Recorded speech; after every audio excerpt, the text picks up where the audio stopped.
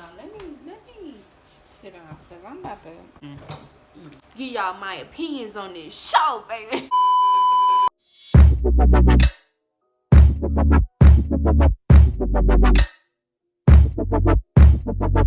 What's up, y'all? It's Janaé. Today I'm going to be doing a series review on Love is Blind, a Netflix original. This like new popping, new dating show on Netflix that like really just came out of nowhere. I was watching it a long time ago and I didn't even know that it was this big, but it is.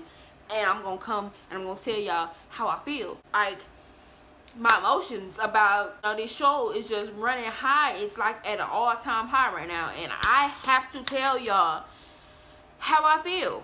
So if you don't know, it's a dating show about singles trying to find, match, and fall in love without even seeing their partner. It's a lot of people that actually go on dates through a wall at the beginning of the series. Once they find this emotional connection with somebody that they could actually see themselves being with only through what they have talked about, really, because they haven't seen each other.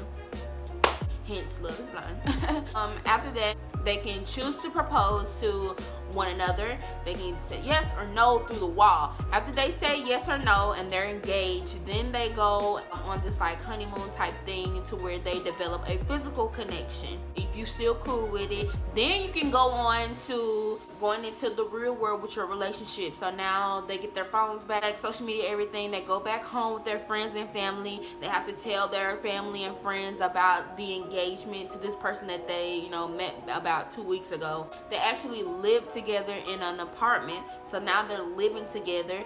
And then, if all goes well, they marry each other. So that's basically my brief sum up of the whole show. Just to say, disclaimer, this is a spoiler alert. Do not watch this if you have not watched the whole show. I'm talking about from top to bottom. I just watched the reunion about an hour ago and I was just like, bro, I have to tell somebody. So I'm telling y'all. If you don't know, I am a big sucker for love. I am a big ass crybaby. I cry every episode watching this series. Some of their storylines were so cute and I was really engaged in it. So the first couple that I'm going to talk about is, of course, Carlton and Diamond. Boom. Carlton and Diamond, that was cute or whatever. And he proposes to her and everything. They get to Mexico. He drops a bomb on my girl. He says, oh yeah, by the way, I'm bisexual basically. And I used to deal with men on top of women. Like, Before I get into depth with this, please don't come for me. This is my opinion. Probably my unpopular opinion, that's fine. But this is my opinion, this is how I feel. Baby, boom. One, that's something you should have said in the pods. Like, you can't just pop up. You didn't ask this girl to marry you, and then you gon' pop up out of nowhere and be like, oh yeah, I used to deal with men too. Even though, she probably wasn't thinking of it like homophobic type of thing, but that's who she's trying to marry. Do you understand that? Like, you're going to be her husband, and she doesn't know that you used to be in relations with other men. Like, that was very like cringe-worthy to me. I can only just imagine how she felt. I would have been like, I know for a fact that I wouldn't have been able to continue that relationship because that's my personal preference. Not to take anything away from the type of man that he is, like, regardless of that, but me personally, relationship-wise, that's not my preference. And if you would have explained that in the pods when we were supposed to get to know each other before you proposed to me, I probably would have cut it off, and told you, we could be friends, but as far as marriage and relationship type wise, me, that's just not what I'm looking for in a relationship for me. Basically, that's my whole little spiel on their thing. I think they could have been a really, cute couple if he would have just flat out explained that to her in the beginning. Like, you can't just drop that bomb on her and expect her to just sweep it on the rug and keep going with you. No, that's pretty big. Like, that was pretty big. Okay, next couple is Kenny and Kelly. I'm pretty sure everybody, when you watching Kenny and Kelly journey throughout the series, they looked like the perfect couple the whole time. Like, there was literally nothing to complain about with Kenny and Kelly. Like, they looked perfect. To the point to where every time that they showed a Kenny and Kelly, them together part, I kind of wanted to skip it. Not because it was boring, but they were just like so perfect that it was probably like not entertaining. Does it make sense? Does that make sense? They were that perfect. So from the beginning, I'm like, oh yeah, they were meant to be. Like, they gonna get married, period. They gonna get married. About a few episodes before the wedding episode, Kelly come out of nowhere, or I guess it's how the producer whatever wanted to be portrayed, that she came out of nowhere. But to me, she came out of nowhere and she like, I'm not physically attracted to him.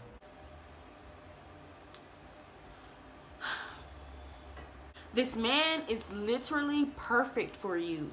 A to Z. Checking off all your boxes. And the one thing that he don't got is the physical appearance that you look for in men, which I think she actually said, basically she described the douchebags, the thoughts, the man whores. That's what she liked. And Kenny wasn't that, and she wasn't able to look past the physical to, accept all that love that Kenny wanted to give her. There's no reason why Kenny and Kelly didn't get married. There's no reason why. I was so pissed when she said no. Like, I was like, are you serious? Are you kidding me? I didn't understand that one. I felt like that was really shallow of her to be like, he's literally perfect, but he's not. The physical attraction, I can't. That's my opinion. So, next, Damien and Giannina. They were my second favorite couple. Like, I loved their energy. Like, I felt like they were kind of like polar opposites, but like that's what made them so perfect for each other. You know what I'm saying? Like, they were so cute. And their wedding made me so mad. I got so upset because I was so confused. The whole thing was, you have a whole girl that's basically afraid to love. She's scared. This is a scary experience. So granted, she's afraid. That type of background, she was afraid to go all in with this man. But eventually, she came around and she was willing to put all of that behind her and move forward with this man. He literally fought for her. Like, they were the one with the most conflict throughout the series. They always were arguing and they were like back and forth. But the thing I loved the most was they always bounced back. Like, they would be arguing this scene and then they would be back, perfect the next scene. And that's what I like, because me and my relationship, we're like that too. But in a relationship, if you can't argue and get over it, then what are you doing? Because no relationship is going to be peaches and cream the whole time. Y'all not going to agree on everything all the time. So that's what I admired the most about their relationship, is their ability to bounce back from their differences. He stuck by her. Like, even when she was pushing him away and doing stuff like that, he was right there. He never gave up. He comforted her. He reassured her that, I'm in this and I'm not going to do you like everybody else, and I got you. Like, he kept reassuring her. And she finally, like, you could tell, like, it clicked her, and she's like, okay, I'm gonna allow this man to love me, and I'm going to love him. Get to the wedding, and she says, I do, and he says, I don't. Y'all, I can't even. I wish I would have recorded my reaction, because I was pissed. I was so pissed. I was physically pissed, like hollering, like, What? If anybody was gonna say I don't, I thought it was gonna be her.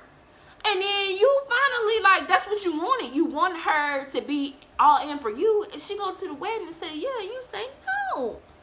Say no. And that didn't make no sense.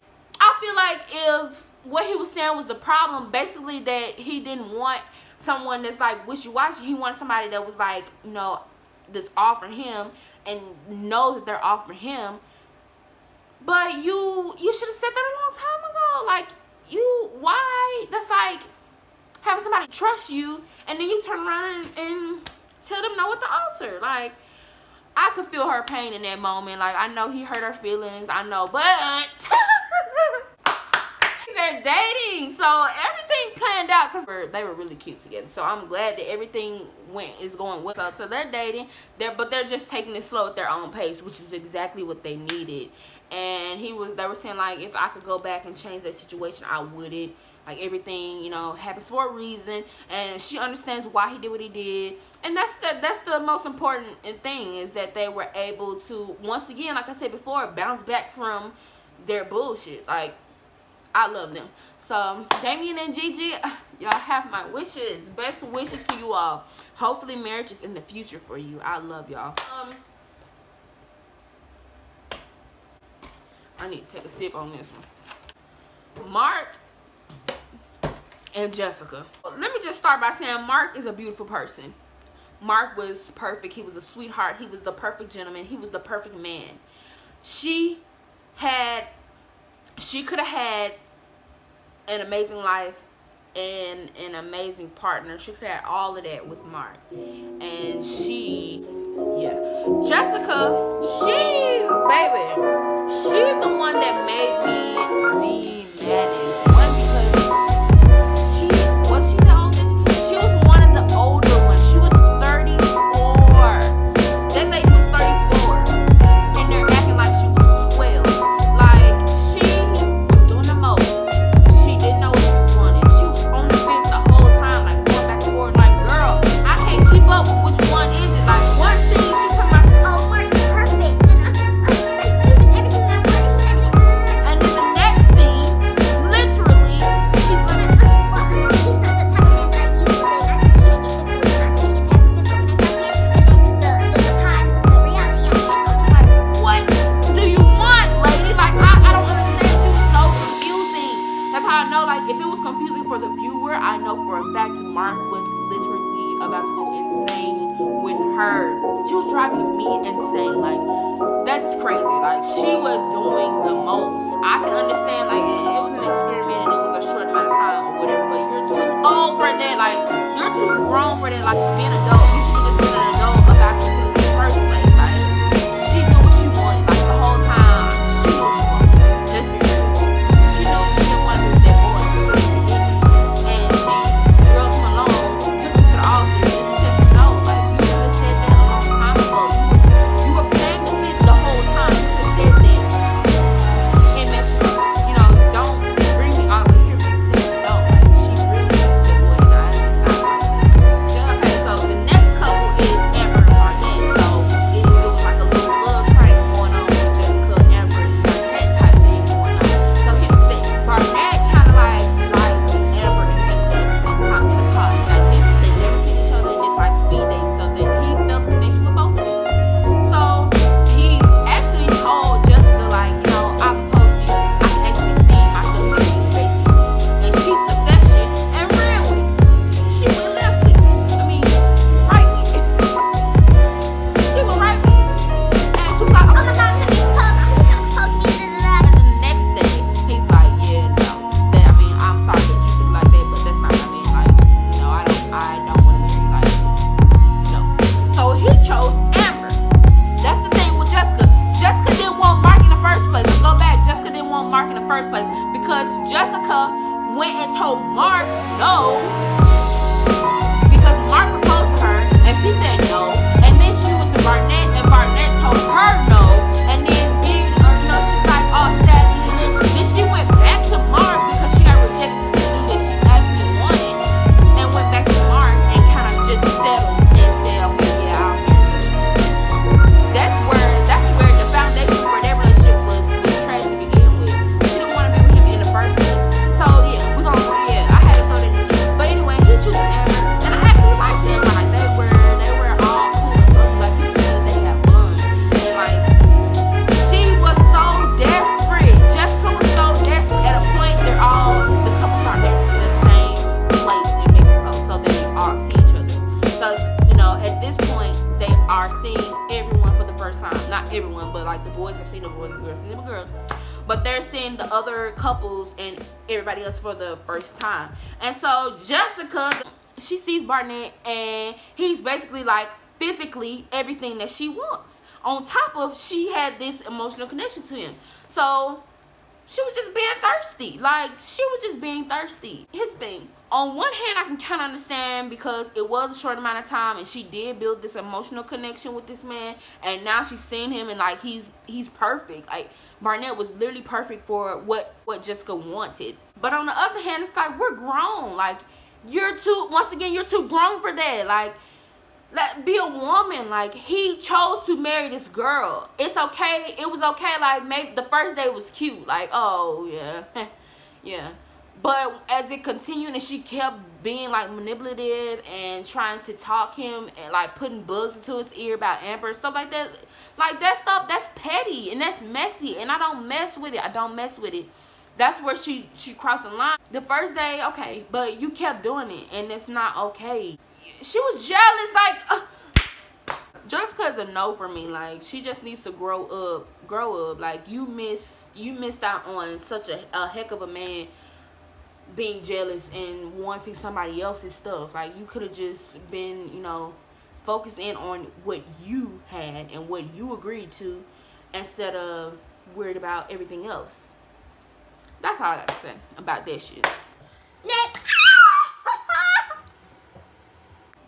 I left the best for last. We all know who I'm talking about, y'all. Cameron and Lauren. Y'all, I was rooting for them from the beginning. Like, the beginning, I knew for a fact. I'm like, oh, they're perfect for each other. Like, it's not even funny how perfect they were for each other. Like, I was literally rooting for them from the beginning to the end. Like, Cameron and Lauren, oh my gosh, they're so beautiful together. Like, their relationship is so beautiful. I can't emphasize that enough. Like, they were perfect. They were perfect. From the moment in the pod, they were the first couple to get engaged, and they were the first couple to say I love you through the pods, like through the wall. They were telling each other they loved each other and everything through the wall. They got engaged, and like them seeing each other for the first time was the most beautiful thing ever. Like, it was. She got a little cold feet, I mean, I could say it's a black thing, that black girl, black people want to be independent, and she was single for a long time. She was just used to being independent and having to share things and have to share herself with somebody. It scared her, which is, it's sad to say, is a black woman thing. And like, I was kind of scared because I thought she was going to miss out on all of this. Okay, so my camera died, my phone died, so I'm back. Okay, so she was letting, I said her thoughts was getting the best of her, and she was just scared, but she said yes, and they got married, and it was literally the most beautiful thing, and like, it was so perfect. Like, they're so perfect. It makes me so happy. They were perfect. And like, I literally screamed. I wish I would have saved the video of me watching the wedding episode, the finale. And y'all, I was in here hollering and I cried and everything. Like, I'm so happy for them. And on the reunion, they're still married. Great. They were literally like the perfect couple. So the world is raving about Cameron and Lauren. So yeah, I'm really happy for them. I'm happy for Amber&Barnett. I'm happy for Gigi and Damien. I'm happy for everybody. I'm happy for everybody, because everybody got to learn something and take something away from this experiment, and hopefully it helped them become better people and learn how to maneuver better with dating, and how to do this and how to not do that type thing. So, I'm definitely a fan of the show. If you have not seen the show and you just watched this, go see the show. Like, you should have watched the show before you watch this, because I'm just feeling the oddity. So I'm definitely a fan, and I will be watching. I'm ready for season 2 already, so I need them to hurry up and go on, get the going. because I need my fix. But I think Cameron and Lauren's gonna be my new addiction, because they will be having a YouTube channel that I saw something that said it will premiere Friday, which is tomorrow. So, you know, I will be there when, you know, they finally come out into the world as a married couple for a year and a half now. It's so beautiful. When I saw it, I was like, what? Like, Love is Blind, like, they literally finna marry each other. But, like, I believe it's possible. And they proved that it is, so. Highly recommend this show. If you have not watched it, go watch it. I'm addicted. And comment down below if you felt anything, if you had different opinions about anything that I talked about, if you felt the same on anything, comment that down below so I can know how you felt, so we can, you know, have a conversation about the show. Like and always subscribe and join the family. Hit that bell button so you will get notified when I upload again. Without further ado, I will see you guys in the next one. Peace.